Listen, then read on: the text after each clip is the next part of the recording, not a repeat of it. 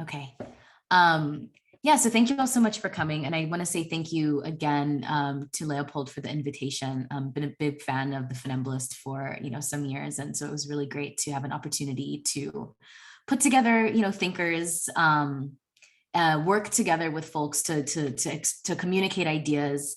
And in that vein, it was really exciting to work with Khadijah and Ayantu on their incredible essay about Tigray, which is something that, like, even after, reading the essay and working on the essay and talking about different parts of Ethiopian politics that didn't get into the essay, I still don't fully understand. And I think the thing about the issue against genocide is that, it's obviously this anti-genocide position, right? We all, in theory, oppose genocide.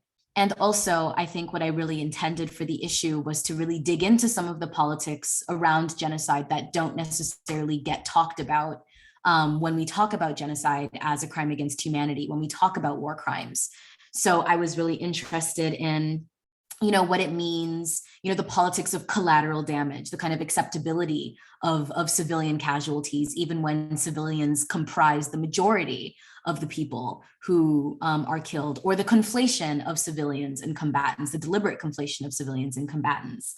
I was interested in, with our contribution about the Korean War, what it meant for, drastic aerial campaigns to be understood as genocidal, considering the kind of death toll and the kind of infrastructural and civilian destruction that goes into the war, even when the war is understood as being a kind of popular, easily resolved war. I was interested in, with Nicholas Mirzov's contribution, what it meant for statues to communicate politics of white supremacism and of genocide, with the interview with Nicole and Tabitha Hunemeyer, what it meant to quantify death in a different way. So instead of relying on numbers, which can be incredibly unreliable, what would it mean if we looked at the genomic makeup of a population to see the points in time at which certain communities kind of ceased to exist in this way?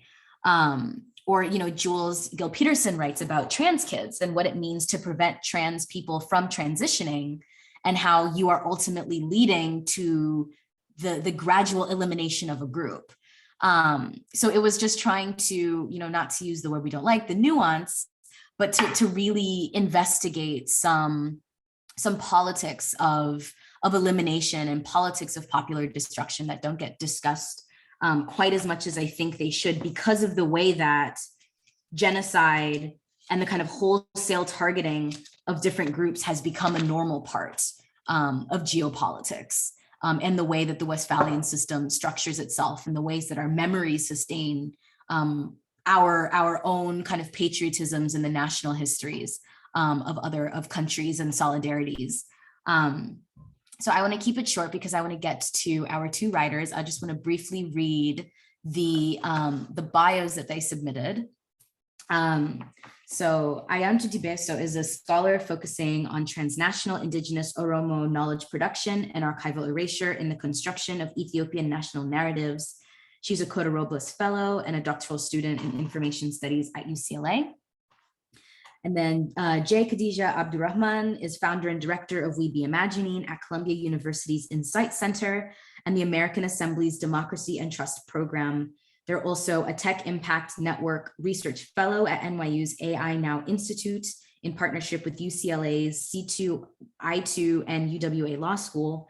And their research focus is on predictive analytics in the New York City child welfare system and the role of tech in mass atrocities in the Horn of Africa. So I think, Khadijah, I think that you were going to go first, I believe. Ayantu is going to go first? Okay, Ayantu, you're going to go first. Okay, so take it away. Thank you so much. I just wanted to start by thanking the entire Funambulist team for supporting this publication. But especially for Zoe, who was a really excellent editor and very patient with us. It's always a struggle for me writing about Ethiopia because there's just like layers and layers. I feel like it's easier to write about like a subject that a lot people may not know much about. Whereas in Ethiopia, there's this sort of like assumed, like we already know what the Ethiopian story is. And I feel like that meta narrative of the state sort of gets in the way. And so before you could even get to your subject, you were like having to hack at layers and layers of mythology. And I feel like mythologies are such stubborn things that it's so hard. So thank you to Zoe for sticking by us and pushing through and clarifying some of those issues. So in this piece, Khadijah and I wanted to show how the genocide and ethnic cleansing of Tigrayan people is enmeshed in political dynamics that have been ongoing since the 19th century conquest. And specifically, we wanted to place the war within its proper historical and contemporary context, in terms of how is it that this state that's popularly imagined as a place of Black freedom and could unleash this type of terror onto its populations. And we also wanted to foreground the fact that this terror being unleashed now in Tigray is part of an ongoing systematic attack against the Oromo and other people in the South, and that such state attacks have been occurring in the aftermath of this late 19th century conquest that dismantles indigenous governance systems and incorporates previously independent groups into this emerging Ethiopian empire under Emperor Menelik II. So we felt like the imperial origins of Ethiopia are so crucial to what's unfolding at the moment. The war in Tigray will be 1 year old next week. And in the first weeks alone, thousands of people were displaced from their homes and forced to cross the border into Sudan. And thousands of people have died, and more people continue to die every day, even as the numbers are tightly controlled due to the communication blockade that has been in place pretty much since November. However, based on the reports from rights groups and the UN, we know that the population in Tigray is in dire situation, with many people having already died of famine. We know that people don't have access to water, basic medications, and so on. And in addition to preventing humanitarian access to the most affected parts of the region, the Ethiopian government is yet again currently carrying out bombardments in Mekelle, which is the capital of Tigray, which is home to thousands of people. So the war continues to be devastating for people in Tigray. It continues to be devastating for those displaced in Amhara and Afar region as well since earlier this summer. I felt like I needed to give like a very sort of rough summary for people who may not be up to date on all that's occurring. And then just the other thing that Khadijah and I wanted to accomplish in this piece was to draw this link between Tigray and Oromia. And I don't know how well we've succeeded. I've received sort of like mixed feedback, but you know, like the year before the war in Tigray was announced by the Ethiopian Prime Minister, Oromo people in the western part of Oromia were having their homes burned to the ground by the police and state security. And a silent war was launched against them in the name of fighting an insurgency. But most of the victims of these attacks were Oromo farmers. And since last summer, we've seen more intensified attacks against Oromos in Oromia, with the assassination of Hachalu Hundessa and the arrest and the ongoing detention of most of Oromia's activists, politicians, and even just ordinary people perceived as political opponents. And of course, we've seen horrific violence, such as the broad light public torture, maiming, and execution of 17-year-old Emmanuel Wendimu Kabede. And we were trying to think about how do we connect like what's happening in Tigray to all of this. And part of it is the legacies of conquest and what it means for these events to occur in the South and what it means for them to occur in the North, and what are the things that tie them together. And as you know, as we tried to show in the piece, these events in Oromia were not reported on and properly understood for what they were, which is harbingers of what was to come. Because at the time that these events in Oromia were occurring, people were still, especially the international English language media, was still reporting about Abiy Ahmed being the Nobel Prize winner and how great he was doing, but that he was being challenged by ethno-nationalist forces and so on. So there was this complete loss of the narrative that was of events that were occurring in Oromia that then leads to the war in Tigray, and the war itself is still being reported with very little historical context. Anyway, there's a lot to say, so I think I'm gonna move on to just quickly about Hachalu Hundessa and why his music is so important and so inspiring, both in writing this piece and generally in my research. After he was assassinated last summer, I found myself thinking more seriously about what his music and what his life represented, and particularly what the music communicated about Oromo historical memories. And I found that his voice is a very distinct voice that serves as a counter to statist narratives of Ethiopia, and that articulates memories that are not audible outside of the communities in which they occur.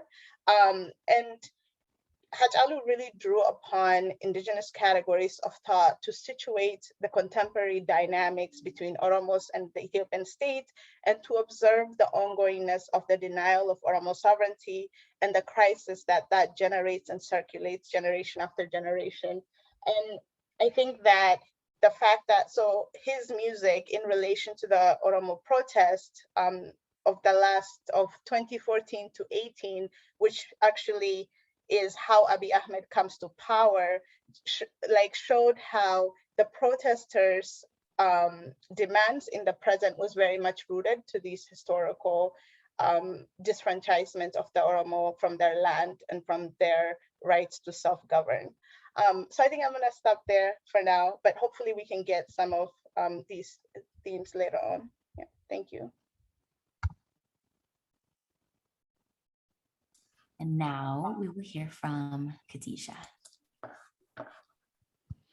Hi, so I normally talk extremely fast, so I'm gonna try to say less and speak slower, but it is a challenge for me. Also, I got like half a dozen kids and they started coming, so I'm in a different room and the lighting situation is a little odd. So I have this like hyper saturation situation going on. So apologies for all that in advance. Number one, just like shout out to Funambulists. I really appreciate y'all. I mean, like the thing about Ethiopia is that it's extremely difficult to understand because there's propaganda, there's conspiracy theories, there's nothing. There's like generic templates by the New York Times and BBC that are like North, South, West, insecurity, conflict, tribes, like, you know, they just like, it's worse than the George Floyd statements, you know, like they don't even have enough adjectives in their toolbox to like even give you a sense that we've moved from one geographic region to another. And that has been really pronounced for me in the last like 48 hours because it's been the Facebook papers, info dump. Somebody was clearly nostalgic for the Snowden era and they wanted to have this big like high suspense release. And then they're like, there's not enough language support for Oromo. And I'm like, the language is Afan Oromo. Like you don't even have like the basic information. And so with all that said, like shout out to Funambulists. I mean, we really need more platforms, like whatever this we is, the left, the people who are against genocide, the people who want to think beyond nation states. We need stuff. Like it's not a problem with speaking to the choir. Like we really not having the discussions that need to be had. Like there's this hyper generation of content all the time, but that space in which you can have the real, that you can have this like encounter where somebody really helps you think about something otherwise, is like not easy to get to. And I will say, like, shout out to Twitter too. I really loved Twitter. And actually, like, the genesis of this whole situation was that I was, you know, we live in this very hyper-textual moment. So I was listening to Millennials Are Killing Capitalism podcast, who I, you know, both love and have been frustrated with some of their positions, but they had interviewed Zoe. And I just heard, and I was like doing a thread about this saying, you know, I think one thing that I was like critiquing was the way something was particularly framed about Haile Selassie speaking to what was then the League of Nations and being rejected because slavery was not outlawed until 1945.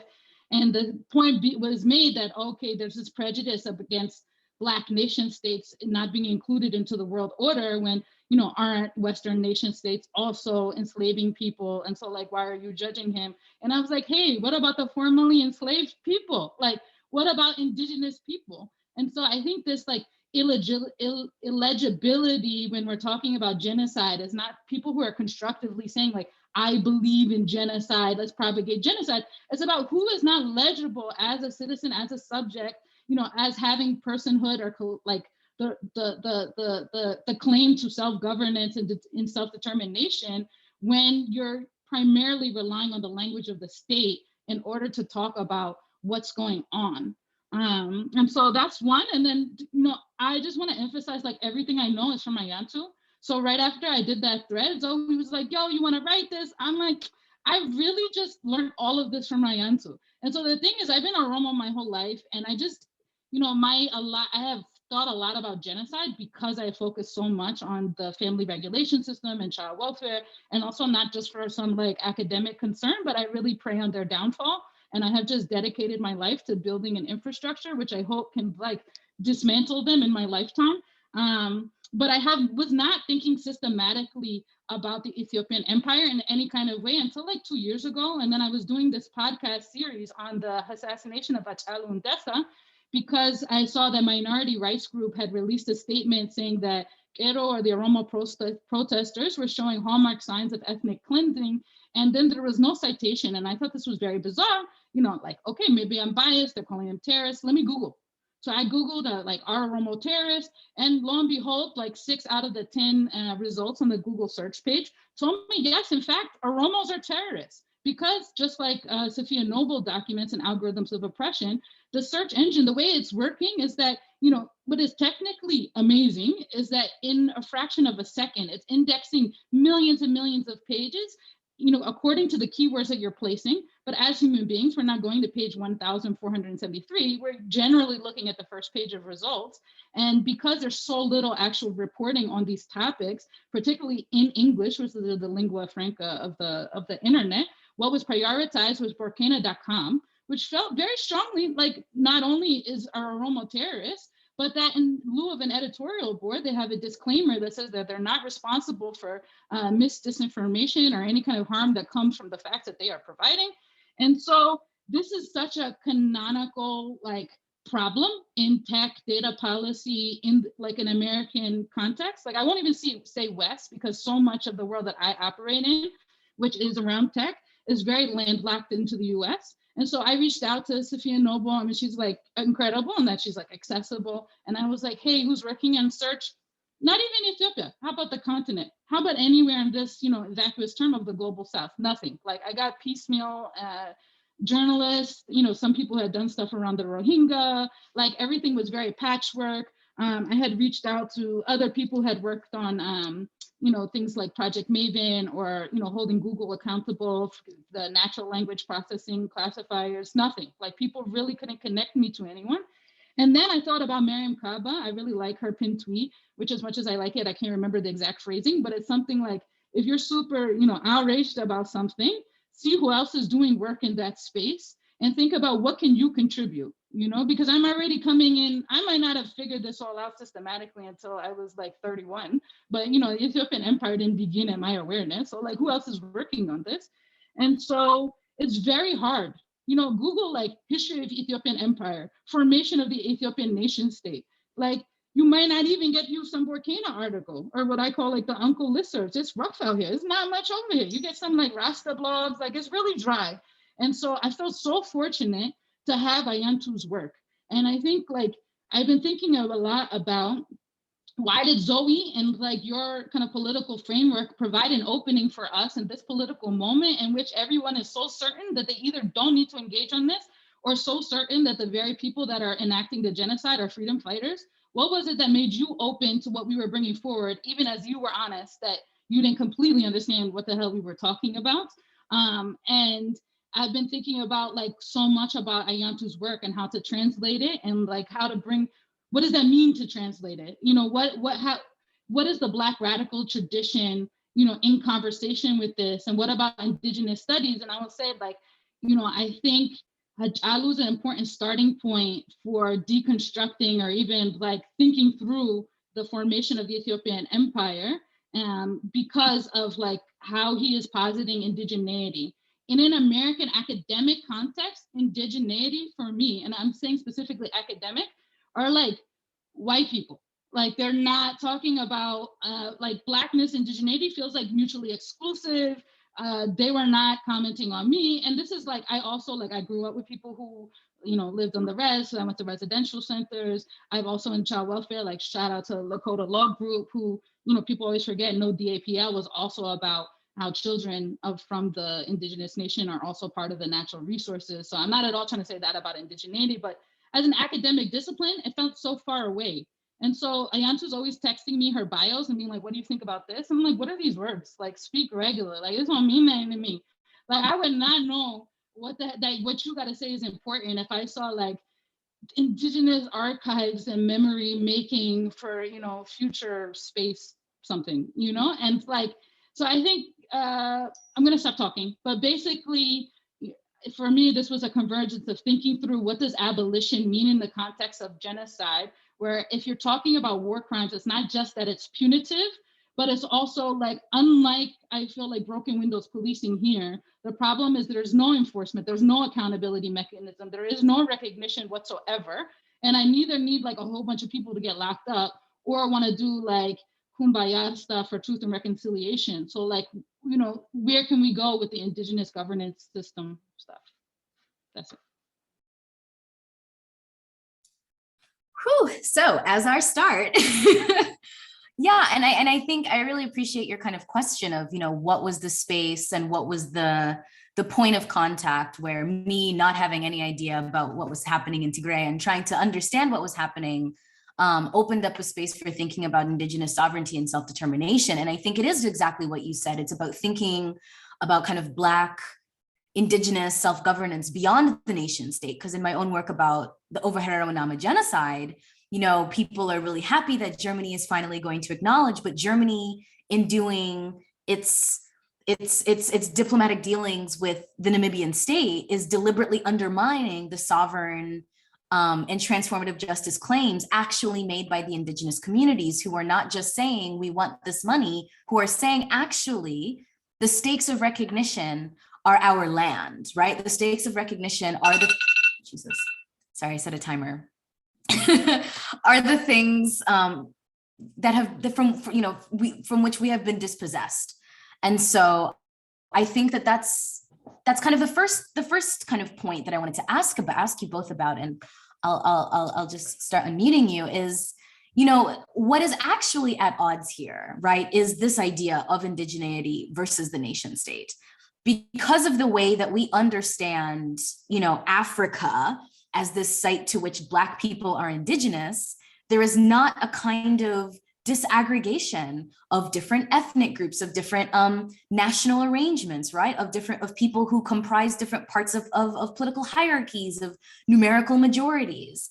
And so what we find then in the name of memory, right, of this romantic memory of Ethiopia and Haile Selassie, and even of Mengistu and kind of socialism, is this violent consolidation, this forced consolidation of all of these indigenous sovereignties, all of these different nationalisms, all of these different ways of being, of governing, into the state. And with unity, as we saw with the Gukurahundi in Zimbabwe, as we see in so many other contexts, it necessarily means weeding out what is understood as the kind of dissident holdouts that kind of undermine the possibility of peace and unity. So I guess let's start there. Let's think about like the mythology of the state and the centrality of that myth in Pan-African imaginary, and what it means for nostalgia actually to really be knowledge. Go. Khadijah, do you want to go first? Okay. Oh, I was just going to make one comment, which is that like something that Ayantu and I talk about a lot is like abolish the ethno prefix. And I know that we talked to you a little bit about this. But for us, like, I think it's like, you know, one of the things that we emphasize to like flesh the pieces of that it's multinational federalism, and that it's not where a lot of people who identify as Ethiopian nationalists and to support this unitarian kind of centralized federal government that is undermining like regional autonomy. We'll call it ethnic federalism. And in fact, they'll compare it very specifically to redlining in the United States. And they're saying, oh, you're dividing people up across these racial lines, and you are undermining, like, the Oromo or the indigenous claims are barriers to modernity. And so modernity is this unitarian identity that is around the state. And so many of those people are the ones that were able to migrate, to Western states and get Ivy League degrees and have access to the type of platforms in which they can produce knowledge about all of us, all of the rest of us, including some people who are from like Oromia, right? And because of the kind of differentiation in power and access that comes across an entire nation, which is not homogenous at all. And so, I think a lot of the times the way indigeneity is thought through here is like as homogenous. That's why you have like the blood quantum, the idea that you could be 1/16th whatever. And when that's so like completely counterposed to, I think, the reality. But those were just some thoughts about Mamdani-esque things. Yeah, that was such a good framing, Zoe. I mean, I think this question of the indigenous in relation to Africa and African countries and African peoples is so disavowed, and it's so interesting to me why it's disavowed. I mean, part of the challenge goes back to the 1960s independence consensus to leave in place colonial borders, and whatever that decision was, obviously there's a lot of considerations that went into that. And ironically, Haile Selassie played a really important role in ensuring that the European created states in Africa would remain as is once the colonialists leave. And I think part of the legacy, the intellectual legacy that developed after that is this attempt to then make those European planted states work in Africa, and their failures have been blamed on restless natives, ethno-nationalists, narrow tribalists who refuse, who are essentially, whose demands are essentially seen as an obstacle to modernity, an obstacle to the realization of the liberal state based on individual rights and so on. And in his recent book, Mamdani, Neither Native Nor Settler, he basically calls for abolishing the very concept of native and indigenous in Africa because he thinks of it as a colonial creation. But to me, that's crazy because colonialism is such a short story of the continent. Like in terms of like the larger history of the Oromo, colonialism is a very, very small story. So it's like African people had histories and had cultures and had identities and were actors in the world, are actors in the world. So to say that all of that should be done away with in the spirit of creating a new new arrangement in the new political community, as Mamdani calls it, is wild to me. And I think also like this disavowal of indigeneity in relation to Africa also goes to this Mamdani school of thinking that anything to do with African culture or identity is essentially tribalist, essentially backwards, essentially something that has no place in a liberatory future. And I think it's also connected to people thinking that this term indigenous or being indigenous means that there's lack of heterogeneity. But one characteristics of indigenous people and lands globally is the heterogeneity, is that it's made up of layers of relations and kinships existing at various levels and across different territories. And one theory that I appreciate about the Horn of Africa, for example, is that prior to the arrival of European colonialists, is that there were several multi-ethnic confederacies made up of people across huge territories. And of course, these coexisted alongside European style kind of kingdoms and other modes of governance and control of territory. and this is like when we talk about indigeneity in the African context, we're not talking about a return to some utopian pre-colonial past where there was no conflict, because there is no such thing. But we are talking about African people being able to draw upon their own epistemologies and ontologies to dream of a different kind of future. Yeah.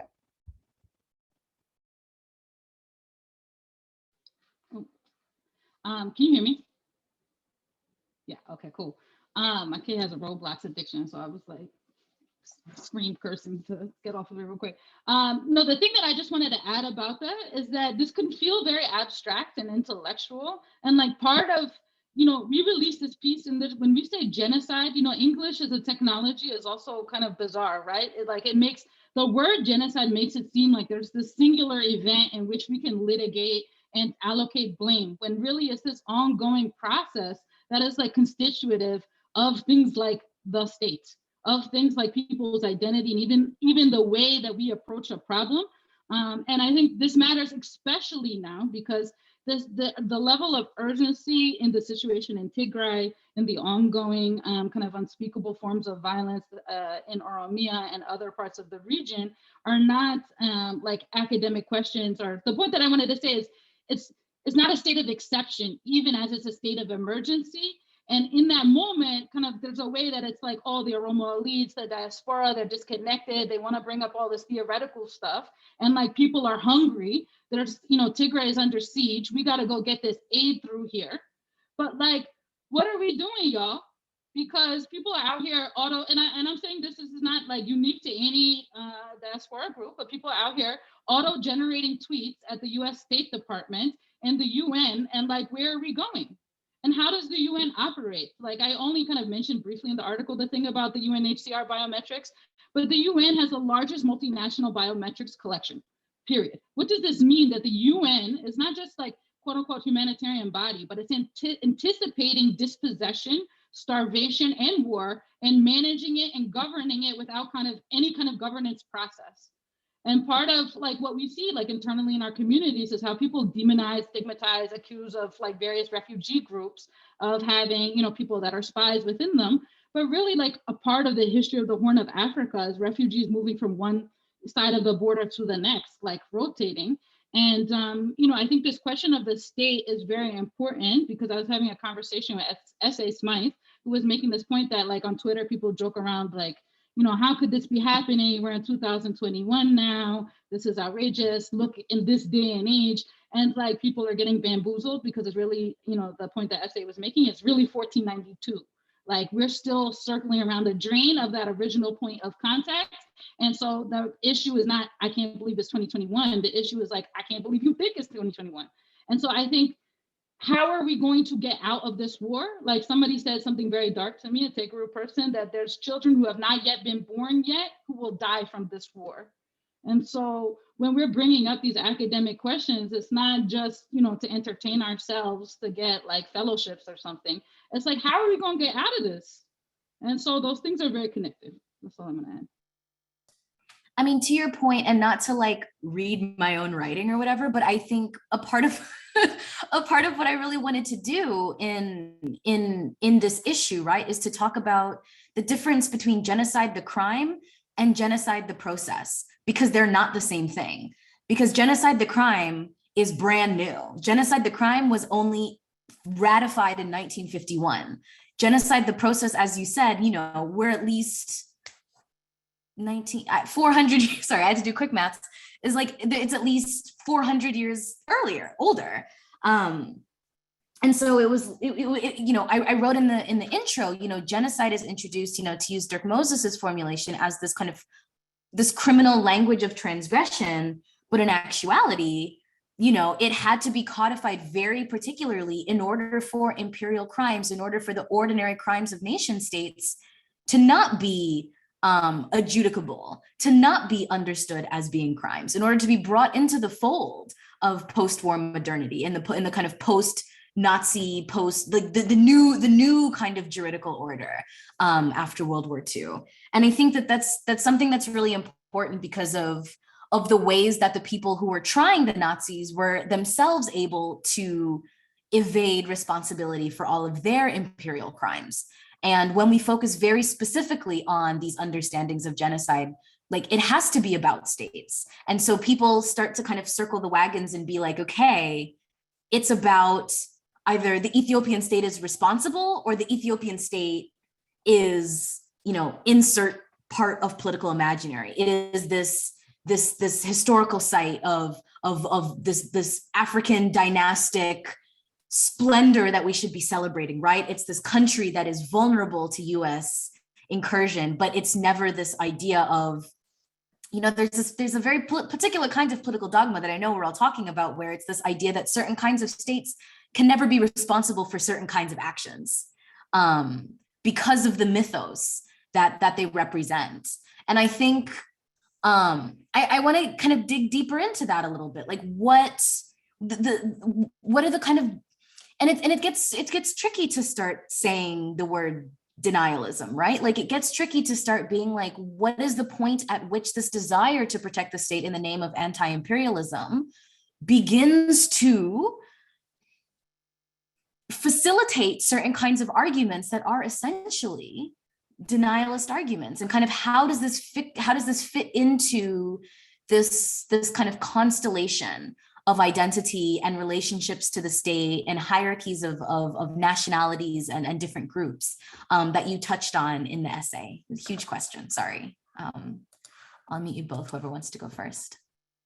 I think this is such an important question, like in relation to not just what's happening in Tigray now, but I think like how the memories and the narratives of the conquest, like the ones that come through Hachalu's music, understanding how the way this Ethiopian meta-narrative, that Ethiopia is like, one of the only, sometimes people include Liberia in this, uncolonized state, a Black state of constant uninterrupted freedom and so on, and how this narrative circulates and actually provides not just legitimacy, but also protection for historically for Abyssinian elites who have been sitting atop this state, and really whoever manages to take on the Ethiopian states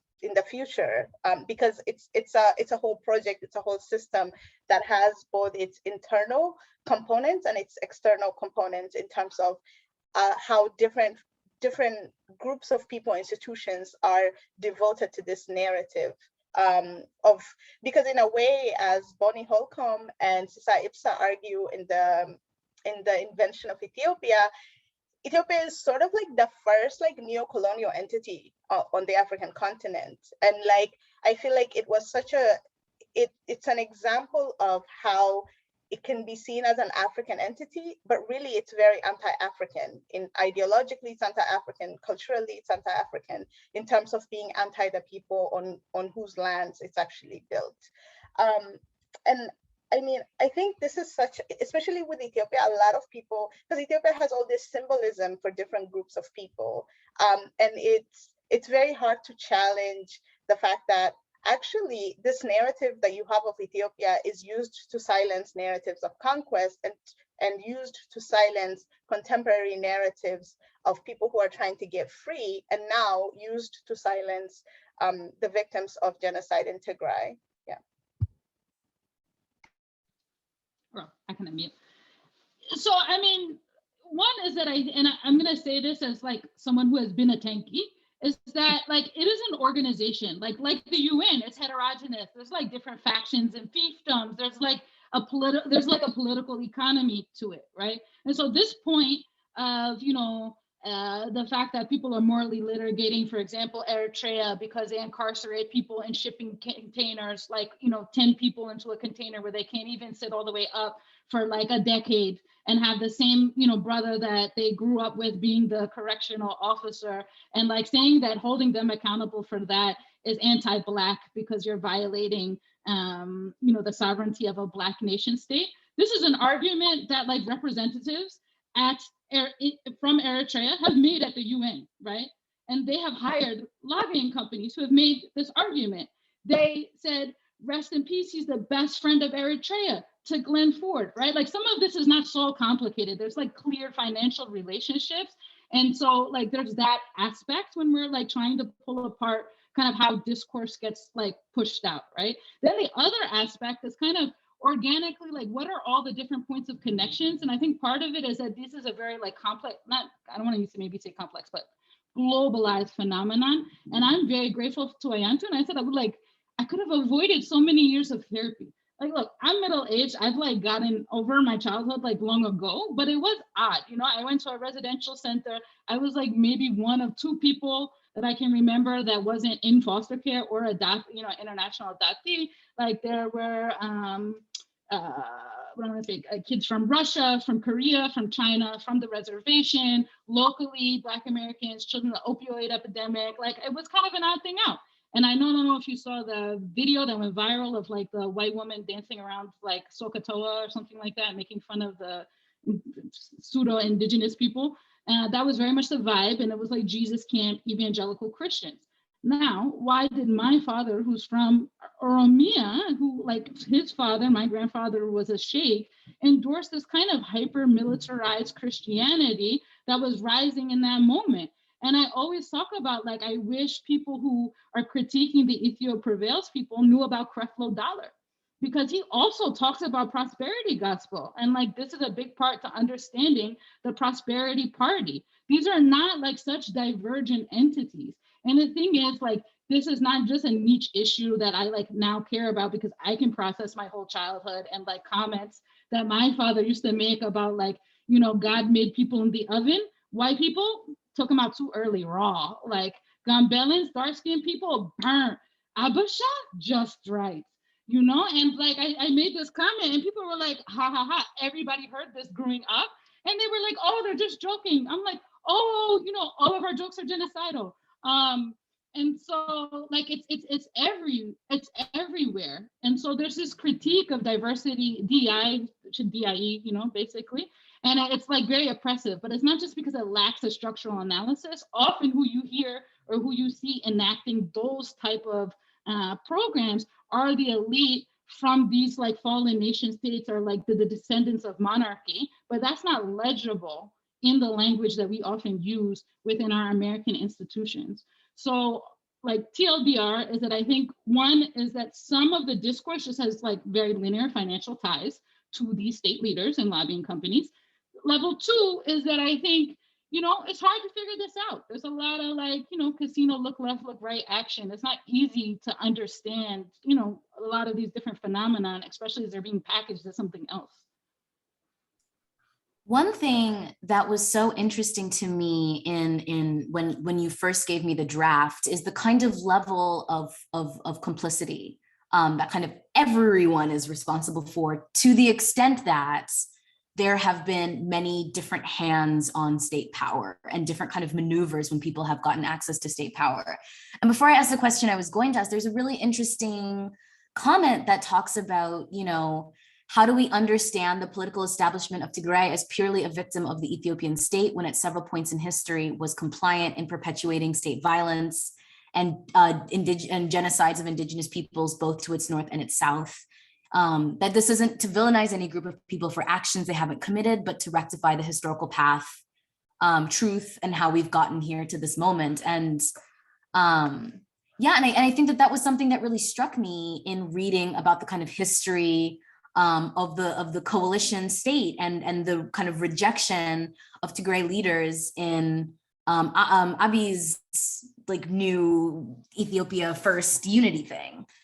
So can we talk a little bit about that? Because I think that, you know, to your point about heterogeneity, there's this real desire in being like, you know, in understanding a kind of unequivocal victimhood, to not, of course, say that anyone deserves airstrikes or deserves this kind of victimization by the state, not at all, but to say that there's this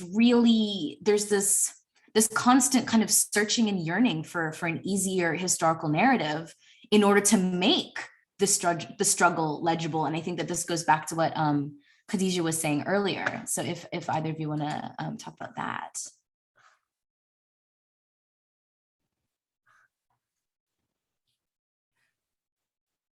Sorry, Khadijah, were you asking to be unmuted? No, she's pointing to you, I think. Oh, okay. Well, I mean, so this is one question. So this is one of the critiques that we've gotten. I mean, even like before the piece was published, I'd sent the piece around to a couple of people, and like this was the consistent sort of like critique. And this is a question that we really had to think through, right? Because like historically, Tigray is part of the, I guess, the Abyssinian core, and Abyssinia being like northern Ethiopia, made up of like what's now Tigray, and Amhara region. And I think, so like we had to one, recognize, and I feel like we really, and like I hate to like defend the piece in this way because I feel like critique is really important, but like we did our best to show historically that Tigray is not Oromia and vice versa, that whereas Oromia was conquered and incorporated into this like existing Ethiopian state, Tigray was part of that core that kind of like expands south. But I also like want to interrupt that a bit, but I also don't want to go too much into this, right? Because I feel like one, like this is not really like, you know, I'm not a historian of the North, and it's also positionality wise, like people in Tigray are facing genocide, and I feel like I can't really I can't really make the kind of arguments that I normally would make out of the sensitivity of the present moment. But I feel like that's not an investment in historical erasure or like an attempt to like conflate Oromia and Tigray, because to my mind, those are two different histories, two different experiences, both in the past and in the present. Yeah, I mean, honestly, I'm not sure what more to say on this, but maybe let's hear what Khadijah says, and that will inspire me. Yeah, I think it's complicated. Look, I think we're like a very traumatized like group of people, right? Like I like to share like my family stories a lot because so much of what I call like uncle politics only happens in these kind of like email listserv manifestos, and the political is about your slogan, your auto tweet, your presentation on like hashtag whatever region you're from, like YouTube channel. There's not a lot of room, like to the degree even gender comes up, it's like in very like rights language, like gender-based violence, like let's talk about rape, not to mention the fact that like rape is not only gendered feminine, you know, like none of this comes up, right? And so I think like morally, I am very opposed to either A, like people who randomly have committed to like some kind of Sam Gartsy, like authoritarianism that we have to support any other nation state because they oppose the US, because somehow like the end of US, like the end of world imperialism will come. There's that group of people. And then there's a group of people who I would say we're more in community with, but disagree on this point in the Oromo community, where it's like, look, TPLF, you know, there's currently the Ethiopian state, Abiy Ahmed and the Prosperity Party have dedicated all of their resources to demonizing Tigrayans as like some kind of otherworldly parasite. And this is a reckoning. And there's this complete conflation, and I think we were successful on this, with TPLF, Tigrayan People's Liberation Front, as a political party and entity with Tigrayan people.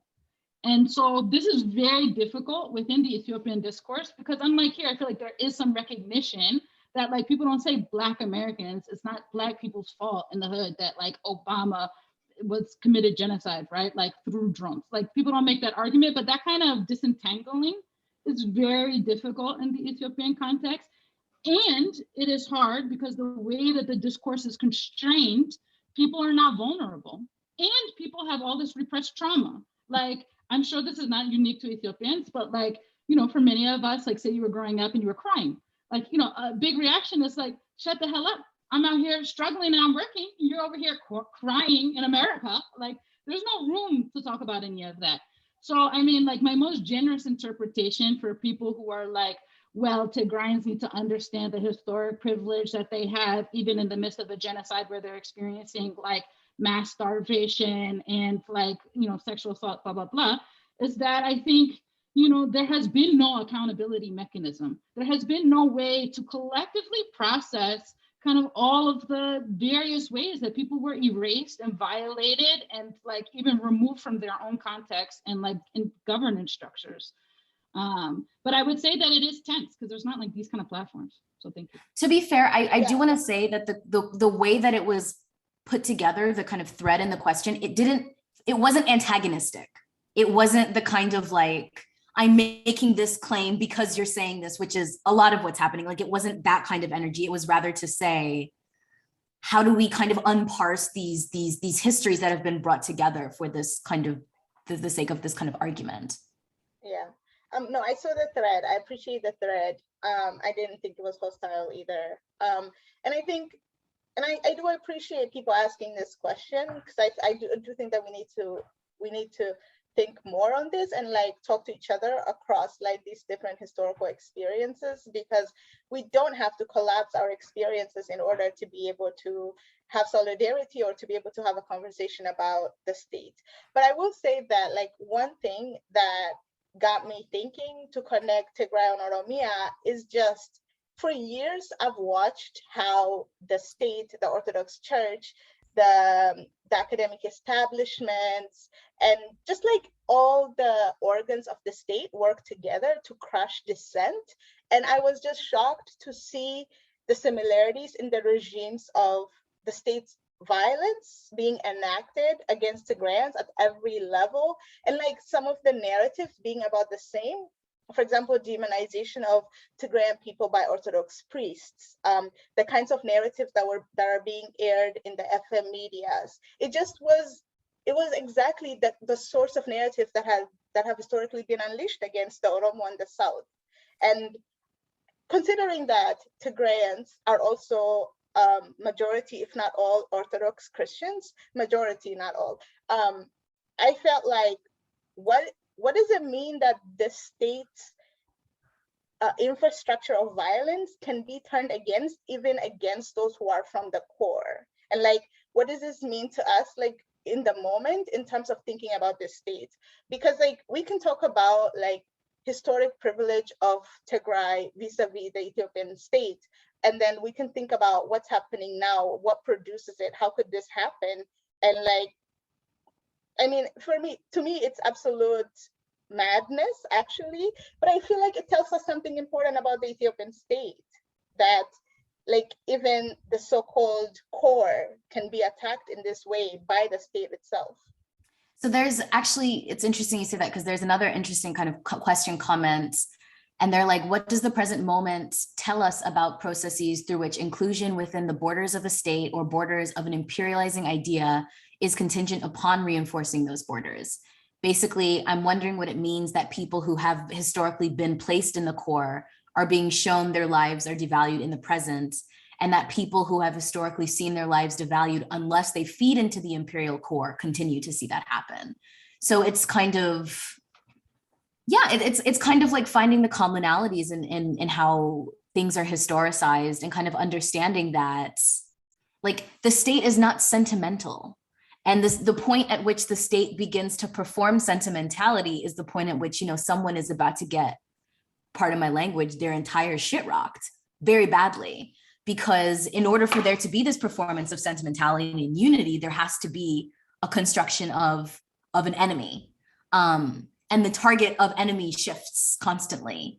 And sometimes, you know, it's a matter of, you know, the state very precisely going after a political group, going after a paramilitary group, or, you know, in the case of Tigray or in the case of Zimbabwe, you have the conflation of dissident forces within the military or within a party or whatever, being collapsed into the entire population. And so, you know, Zimbabwe on December 22nd celebrates Unity Day. And Unity Day is the day in which the two parties weren't united, but were reunited. And Zimbabwe once again became a one-party state. So it's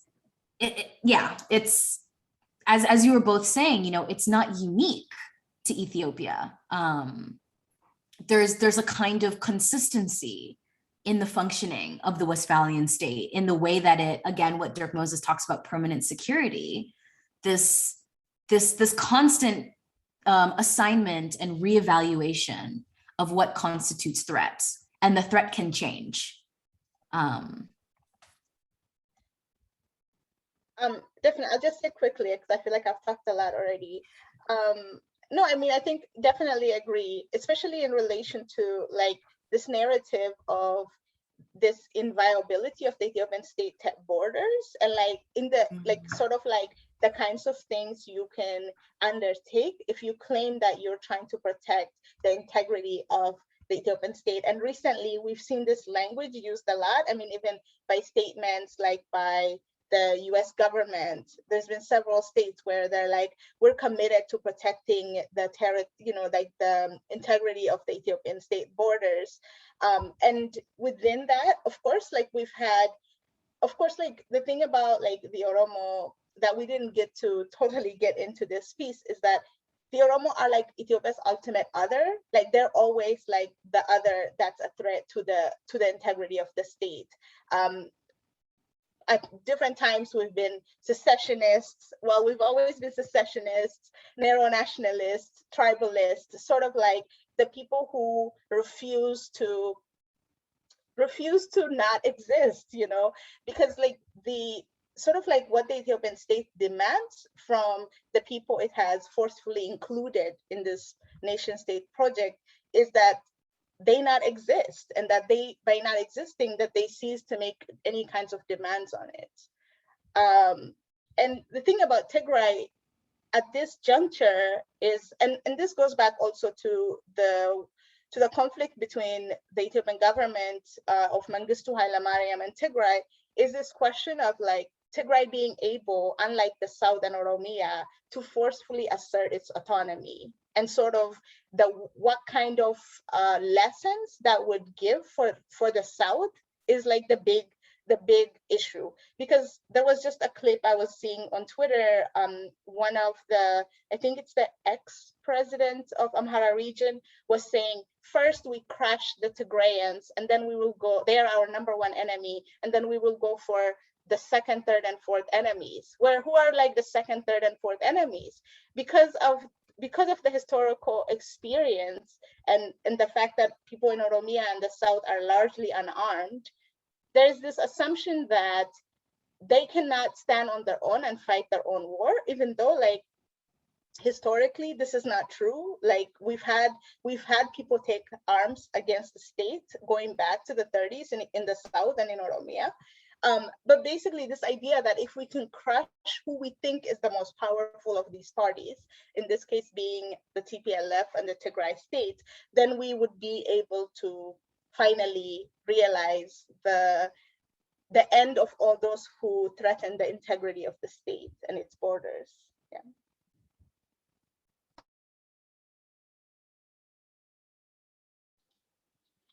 Yeah, I see that it's like 3:20, so I'll try to keep this very brief.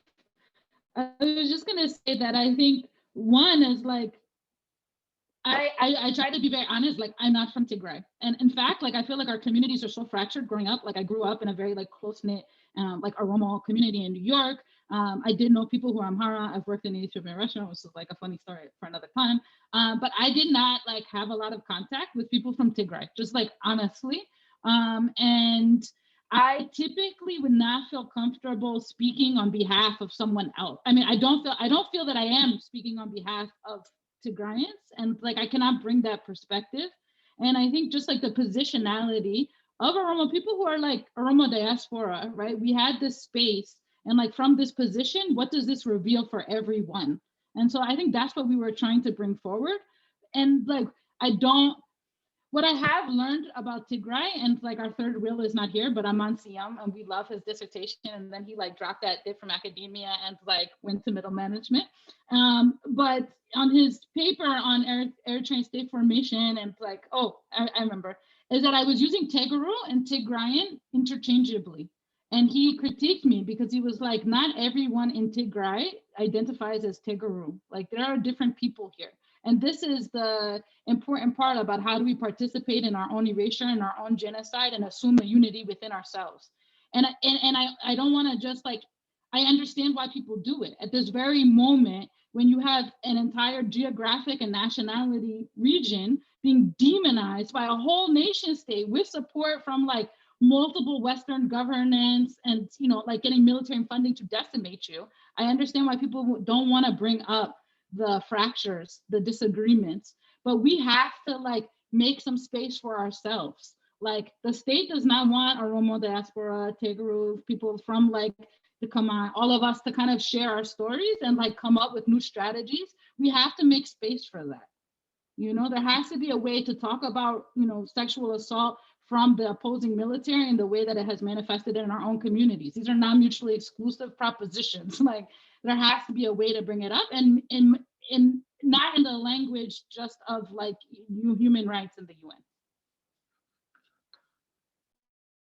And I think my last kind of question, you know, looking at time, is about the diaspora, right? And one of the things that I was really striking in Khadijah, your work about technology, and when you were describing the refugee biometrics and all of the auto-populated tweets and like the way the kind of disinformation machine was functioning in Ethiopia is the kind of uneven dispersal of narrative creation, right? You have this really drastic divide between urban spaces and rural spaces, and like in a lot of rural spaces, you know, telecoms hasn't really penetrated into a lot of these spaces. And then you have the different, I know we're not supposed to say the E word, the different kind of ethnic and classed compositions, I'm sorry, of diasporas, no, but kind of these different subjectivities and these different political investments and these different relationships to the state. And I'm really, I would just be really interested in, you know, it's not that I didn't think that there would be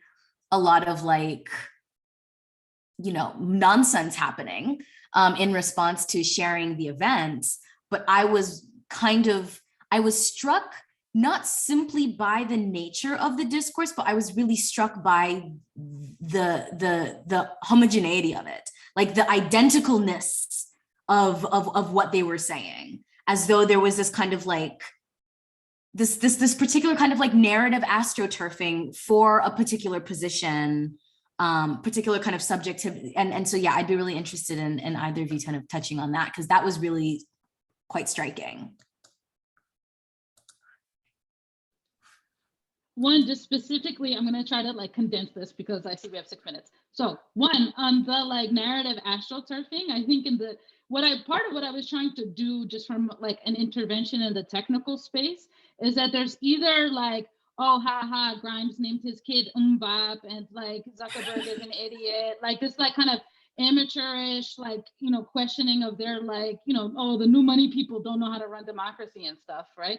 Or like now we flip to the other end, and like Zuckerberg is unilaterally doing mind control, and like there's a genocide in Ethiopia because Facebook didn't do X, right? And like neither are true. Like the point is not that there's this like deterministic, like Zuckerberg made this tool and then genocide was caused, right? Like just like how Edwin Black talks about in IBM and the Holocaust, like the Hollerith machine didn't cause the rise of the Third Reich, but it did allow them to identify people for elimination at scale. And so I think we have to think about, you know, whether it's airplanes or social media corporations, how is it changing the way wars are fought, genocide is conceptualized, how people perceive each other, how does it shift sociality? Because you're also, it makes you think about the other person differently depending on the content that they are generating. And so I think it's important to understand, like I complained to one of my family members that's in Finfinne, also known as by the colonists Addis of Ethiopia. And I was complaining about my father because he's on some QAnon stuff. And like he saw this essay and he was like, the CIA and the Interpol, they're manipulating you. You are undermining my state. And you don't understand, the junta is coming. You're helping the junta. And I'm like, I was laughing because he's not on Twitter. So I was like, how do you sound like Belene? You sound like the trolls. And I know that he's not on social media, but the listeners are so effective. And so my cousin was saying, like, you know, he's not an anomaly. Like you're over here and you think, ha, ha, ha, like you could joke around about them. This is the majority. And so we have this like frenzied fascistic movement. Like this is not a joke. Like the climate is one in which people are actively participating and agents in this. And then technology in this like supranational way is also like shifting and changing that. I don't know if I can give much more detail like in 4 minutes, but the last thing I'll say is that I think to go back to Hachalu, like the point that I was trying to make about the countryside and the city is also not to resurrect the digital divide discourse where like poor Black people or like Africans need one laptop, one child, and like Black people need better internet access, because like people are out here in the hood making like 4K videos on like TikTok, like critiquing Black studies, like doing wild stuff, right? Like, so people, you know, they freak the tools and figure out ways, right? And with Hachalu, what we see is that he's not in the white paper, but he's thinking through scholarship in a very different way. He's not saying, okay, I'm pro-LGBTQ, but he's using in certain songs gender neutral terms very intentionally, and like gendering things like very differently and centering the Tulama when maybe some other kinds of Oromo scholarship want to universalize it. And so what are these other ways of knowing? And so just being aware how the affordances of these tech companies, because they're largely commercial, they're corporations that are coming out of the West, the affordances amplify us in the diaspora in a way that is not just a linear reflection of the actual discourse, politics, beliefs, or possibilities. And you know, we need to figure out ways to listen to people in rural areas.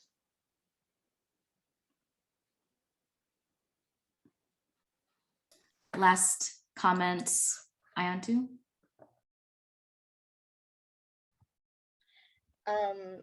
Yeah, I mean, I feel like Khadijah just wrapped it up so nicely. But yeah, no, I was just going to say that, like, just on this question of like not having space, one, that like I'm really grateful that we had the chance to write this piece, because I think first the process of Khadijah and I going back and forth and like trying to like, because like she has like her domain where she's the expert and I have my domain, and like trying to explain across to each other and like trying to figure out why like these two domains should come together, like why we need to think the state in relation to technology, in relation to diaspora, and these other historical narratives. That was very educational for me in that process. But I think also as a result, we've been able to put this piece in the world. Like I was reading it last night and I was like, I wouldn't even put this like this, because this still feels very state-centric.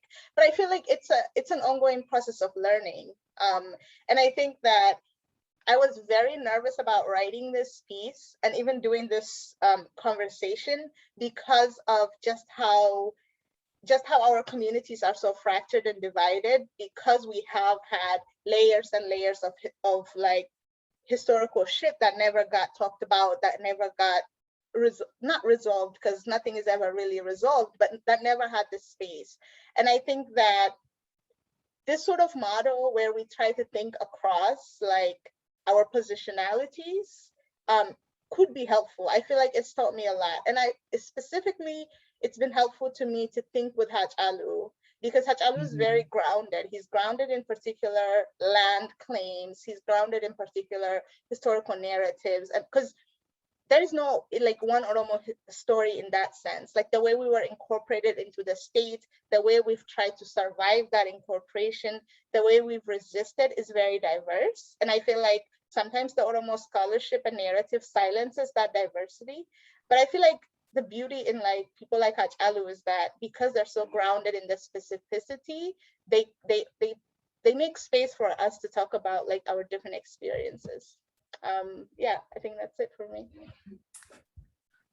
So I just want to say thank you both again for your contributions. Thank you so much for your patience with my questions and my edits, and thank you for putting me in a position to be a lot more critical and kind of thinking through indigeneity and self-determination and self-governance. And thank you, Léopold, for, again, the invitation to edit and also for co-hosting this event with us. I've really appreciated it.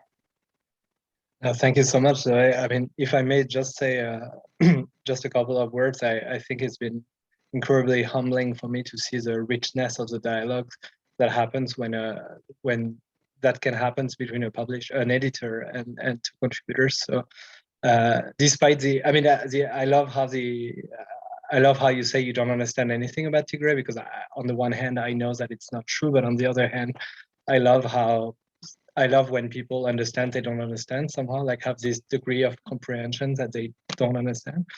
And so for me, it's very inspiring to think that I could try that with an editor who engaged far enough with the ideas, the incredibly rich ideas that Ayantu and Khadijah are bringing on the table, like can lead to new strategies, as you were thinking, Khadijah. And and thank you so much, Khadijah and Ayantu. I mean, you both very graciously thank us for hosting you, but I'm the one who's extremely grateful for trusting the Funambulist to be the place to put such an amazing piece. So thanks a lot to the three of you. Good night, everyone. Thank you. I was gonna say, buy the issue if you haven't gotten one. Yes, buy the issue. Oh yeah. The piece is open. The piece is in open access, so you can read it. But the issue is for sale, and we put it in a discount, like a third discount for the next day. Yes. Thank you. Thank you so Take much, care, everyone. everyone. Thank you so much.